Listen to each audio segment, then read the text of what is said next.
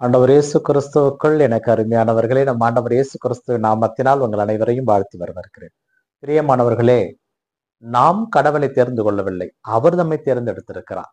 அப்படி தேர்ந்தெடுத்து நம்மை என்றுமில்லாத அன்பினால் அரவணைத்து வழிநடத்தி வருகிறார். அப்படிப்பட்ட அந்த ஆண்டவருடைய அன்பிலே நிலைத்திருக்க முயற்சி செய்வோம்.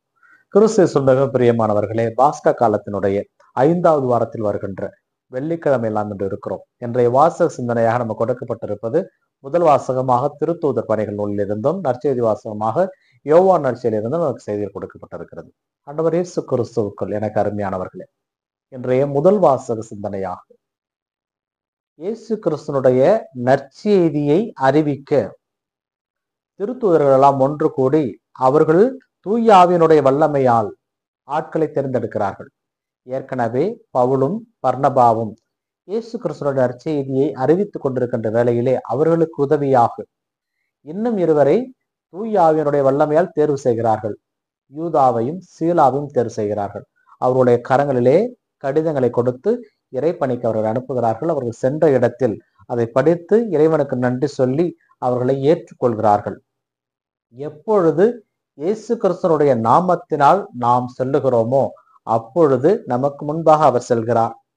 நமக்கான பாதையை ஆயத்தம் செய்கிறார். நம்மை அவர் பேசுவதற்கு தூய ஆவியை நம்முள் தருகிறார். இருப்பது, அதாவது பேசுவது நாம் அல்ல, நம்முள் இருக்கின்ற தூய ஆவி. அப்படிப்பட்ட வல்லமையால் நாம் செழித்தோங்க வேண்டுமானால் இயேசு கிறிஸ்து என்கின்ற அந்த கடவுளை நாம் நமதாக்கி கொள்ள வேண்டும். நமதாக்கி கொள்ள என்ன செய்ய வேண்டும் என்றால், அந்த இயேசு கிறிஸ்து நம்ம கொடுத்திருக்கின்ற கட்டளைகளை நாம் கடைபிடிக்க வேண்டும். எல்லாரையும் அன்பு செய்ய வேண்டும், எல்லாரையும் ஏற்றுக்கொள்ள வேண்டும், இறைவனுக்காக வாழ வேண்டும்.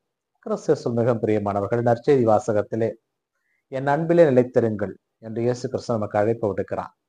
அவர் சொல்லுகிறார், நான் உங்களை இனி நண்பர்கள் என்று சொல்லுவேன், பணியாளர்கள் என்று சொல்ல மாட்டேன். ஏனென்றால் நண்பர்கள் என்றால் தான் நான் செய்வது என்ன என்று உங்களுக்கு தெரியும். ஆனால் நீங்கள் என்னை தேர்ந்து கொள்ளவில்லை, நான் தான் உங்களை தேர்ந்து கொண்டேன். நீங்கள் கனி தரவும் அந்த கனி நிலைத்திருக்கவும் உங்களை ஏற்படுத்தினேன். என் பெயரால் தந்தையிடம் நீங்கள் எதை கேட்டாலும் அவர் உங்களுக்கு அருள்வார். ஏனென்றால் நீங்கள் எனக்குரியவர்கள், என் அன்பிலே நிலைத்திருப்பவர்கள், நான் சொல்வதை கடைபிடிப்பவர்கள்.